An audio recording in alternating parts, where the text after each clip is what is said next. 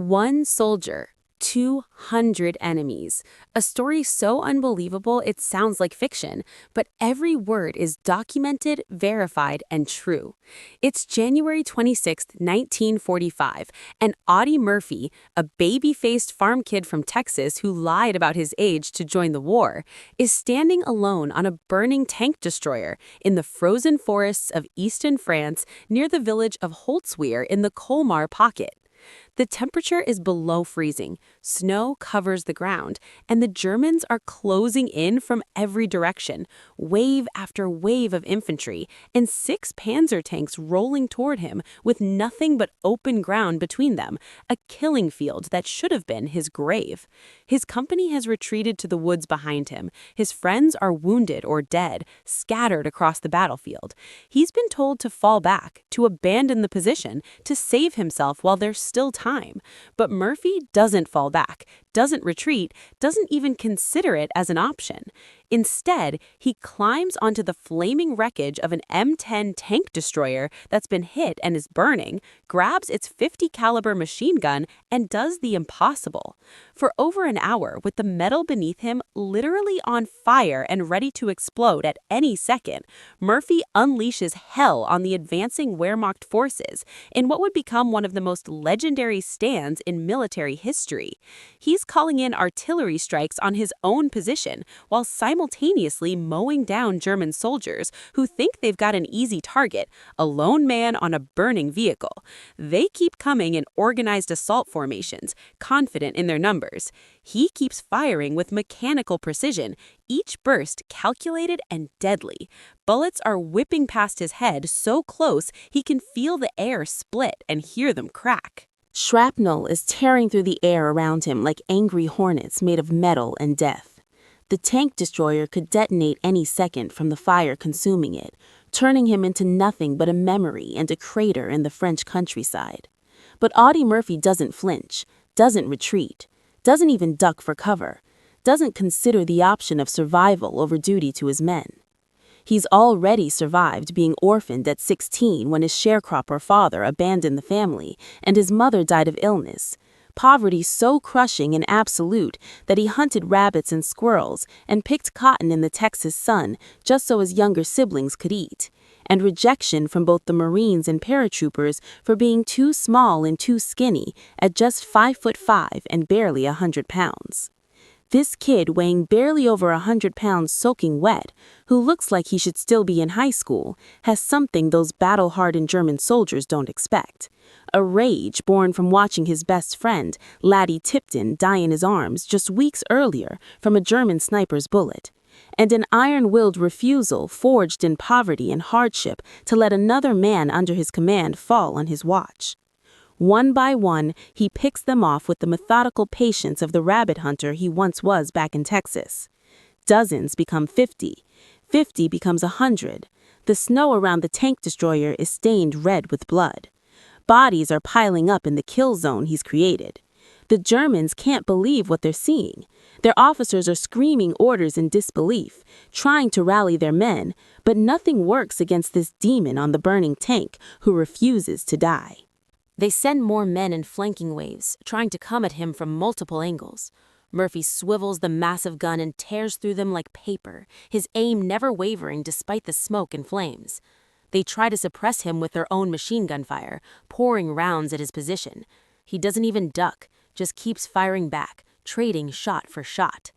They advance the panzers, thinking their armor will force him off or crush him. He targets the infantry around the tanks, making the armor useless without infantry support, creating isolated targets. He's not just fighting, he's orchestrating a symphony of destruction, directing friendly artillery batteries over the radio to slam into enemy positions while he covers the gaps with withering machine gun fire, creating a kill zone so effective that the entire German assault completely stalls, despite their overwhelming numbers. His leg is bleeding from shrapnel wounds he doesn't even remember receiving, the pain distant and irrelevant. His hands are blistering and burning from the scorching metal of the gun, skin peeling off on the hot barrel. The ammunition belt is running dangerously low, each burst bringing him closer to empty. Smoke is choking him, filling his lungs with acrid fumes. The flames are rising higher beneath his feet, the heat so intense his boots are starting to smoke. But he doesn't stop, doesn't slow down, doesn't give them an inch of ground, doesn't let them advance toward his wounded men. The German commanders finally realize with dawning horror that they're not fighting a company or even a platoon. They're fighting one man who's decided he's not going to die today, and neither are the soldiers depending on him. One man who's become death itself. When the machine gun finally clicks empty, when the ammunition is completely gone and the Germans have had enough of the slaughter and begin to retreat in disorder, leaving their dead and wounded scattered across the snow, when there's nothing left to shoot and the battle is won, Audie Murphy calmly climbs down from that burning tank destroyer like he just finished a routine day's work on the farm back in Texas, his movements slow and deliberate. He's killed or wounded over 50 enemies personally with the machine gun in that single hour, and his precise artillery direction has accounted for dozens more. Conservative estimates put the total German casualties at over 200 killed or wounded in that engagement alone. His own men are staring at him like they've just witnessed something supernatural, something that shouldn't be possible. The tank destroyer explodes in a massive fireball just minutes after he walks away, the flames finally reaching the fuel and ammunition stores, sending metal and fire shooting into the sky. For this 1 hour of impossible heroism that defied all logic and probability, Murphy receives the Medal of Honor, America's highest military decoration for valor in combat. But here's what makes this story even more insane, even harder to believe when you look at the full picture. This wasn't a one-time thing, not a single moment of adrenaline-fueled courage or lucky survival. Murphy participated in 9 major campaigns across North Africa, Sicily, Italy, France, and Germany, was wounded 3 separate times in combat, and refused evacuation twice, and personally killed over 240 enemy soldiers during the war, making him the most decorated American combat soldier of World War II. He earned every single medal for valor that the U.S. Army could give, including the Medal of Honor, 3 Purple Hearts for his wounds, the Distinguished Service Cross, which is second only to the Medal of Honor, 2 Silver Stars, the Legion of Merit, and 2 Bronze Stars with V device for valor, plus 5 decorations from France, including the Legion of Honor and Croix de Guerre with Palm, and 1 from Belgium. By the time the war ended, Murphy had more medals than space on his uniform to wear them. But the real story, the one that matters most and the one that haunts us decades later, isn't just about the killing or the medals or the Hollywood ending. It's about what happened after the parades ended and the camera stopped flashing and everyone went home. Murphy came home a hero at age 21, barely old enough to drink legally, his boyish face plastered on the cover of Life magazine with the headline, "Most Decorated Soldier," Hollywood agents calling his name and offering contracts before he even stepped off the ship in New York. He became a movie star, appearing in over 40 films, including westerns and war movies, even playing himself in the 1955 adaptation of his brutally honest autobiography, To Hell and Back, which became Universal Studios' highest-grossing film for 20 years, until it was surpassed by Jaws. On the surface, he had it all: fame, money, beautiful women, the respect and admiration of a grateful nation that wanted heroes to celebrate. But inside, where no one could see, Audie Murphy was still on that burning tank, still seeing his friends die in slow motion, still killing teenage German soldiers who looked terrified in those final moments before he pulled the trigger, still hearing the screams and explosions and the wet sound of bullets hitting flesh. He suffered from what we now call PTSD, post-traumatic stress disorder, so severe that he slept with a loaded .45 caliber pistol under his pillow every single night and had violent nightmares that terrified his wives and children. He would wake up screaming, sometimes swinging at shadows, sometimes reaching for weapons that weren't there to fight enemies that only existed in his dreams. He became addicted to sleeping pills, taking them in dangerous doses just to get a few hours of unconsciousness, just to quiet his mind for a moment. The same man who showed no fear facing 200 enemies in broad daylight was now afraid to sleep in the dark, afraid of the dreams that came when he closed his eyes, afraid of what he might do in those moments between sleep and waking. And here's the part that makes Murphy a different kind of hero, maybe an even braver one than the man on the tank. He talked about it publicly when no one else would, when it could have destroyed his career. In an era when mental health was heavily stigmatized and soldiers were expected to just tough it out and be a man, when admitting psychological wounds was seen as weakness or cowardice, Murphy became one of the first high-profile veterans to publicly discuss his psychological trauma in magazine interviews and on television. He testified before Congress about the desperate need for better mental health care for veterans, describing his own struggles in painful detail.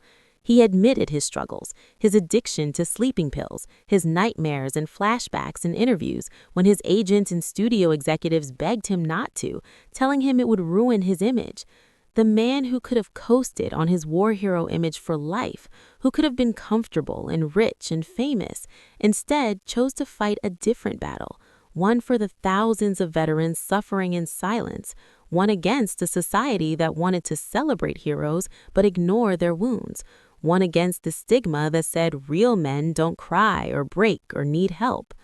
Murphy spent his post-war years and much of his Hollywood money advocating for veterans' rights and trying to help other soldiers get the support and treatment he wished he'd had when he came home broken. He spoke openly about how the war never really ended for him, how he carried it every single day like a weight that never lifted, how he could never forget the faces of the men he'd killed or the friends he couldn't save, no matter how many times he relived those moments. He described waking up thinking he was still in combat, described the hypervigilance that made him scan every room for exits and threats, described the guilt that ate at him for surviving when so many better men had died. But tragedy seemed to follow Audie Murphy even in peace, as if fate wasn't done with him yet, as if the universe had more suffering in store. He struggled financially despite his fame, making poor business investments and losing hundreds of thousands of dollars in failed ventures because the same fearlessness that made him a hero made him reckless with money and too trusting of the wrong people. His first marriage to actress Wanda Hendricks in 1949 lasted barely a year, destroyed by his nightmares and his inability to adjust to civilian life and the gulf between the war hero she thought she was marrying and the traumatized young man he actually was.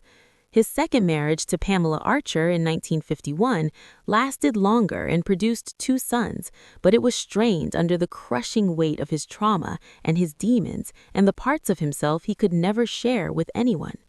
And then, on May 28, 1971, on a routine business trip, Audie Murphy died in a plane crash in the mountains near Roanoke, Virginia, when his small private Aero Commander 680 flew into the side of Brush Mountain in bad weather and fog.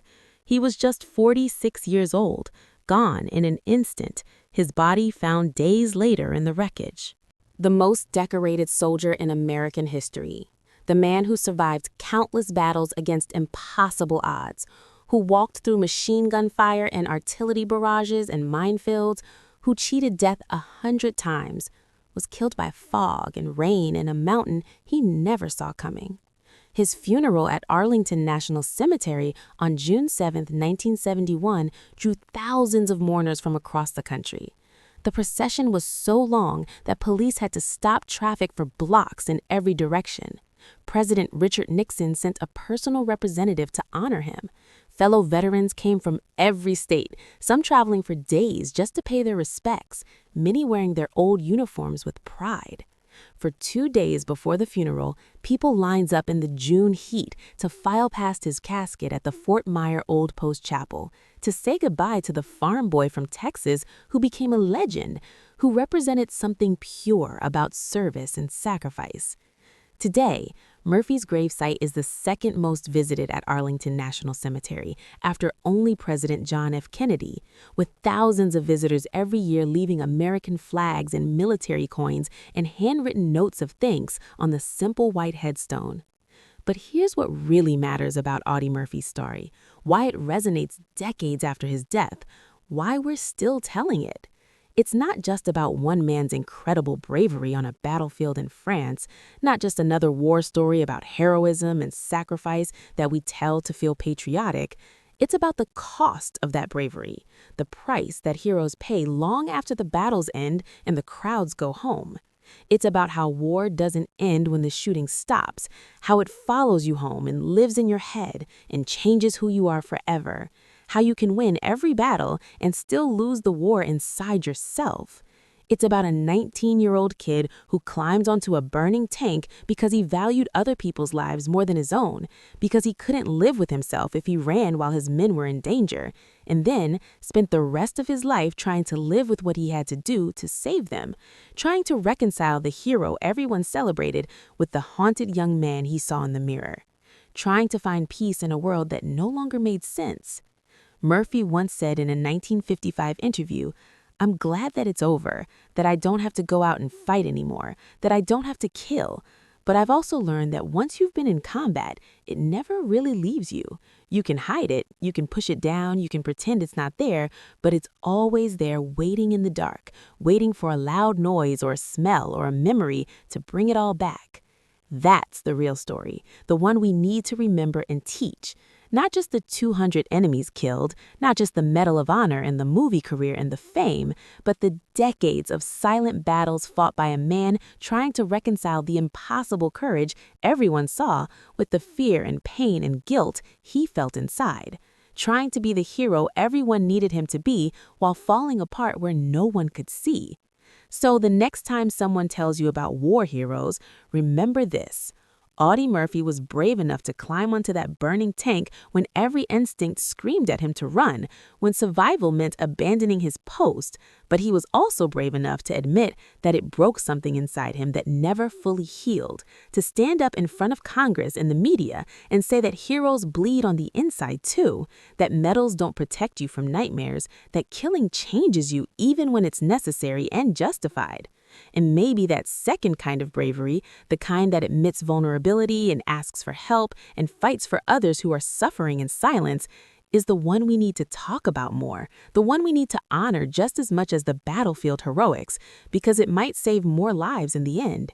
Because Audie Murphy didn't just teach us how to fight with courage and honor, he taught us that it's okay to admit when the fighting has damaged you, that seeking help isn't weakness, but another form of courage entirely, that surviving the war doesn't mean you won if you can't survive the peace. His legacy isn't just in the history books or the Medal of Honor or the gravestone at Arlington.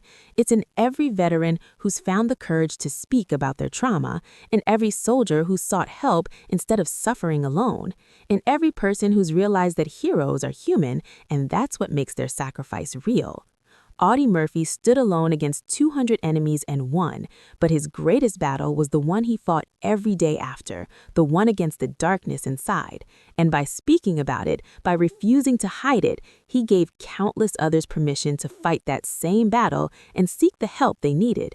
That's the story worth telling, the one that matters 70 years later, not just how one man killed 200 enemies, but how he lived with it, struggled with it, and ultimately helped others by refusing to pretend that heroes don't break.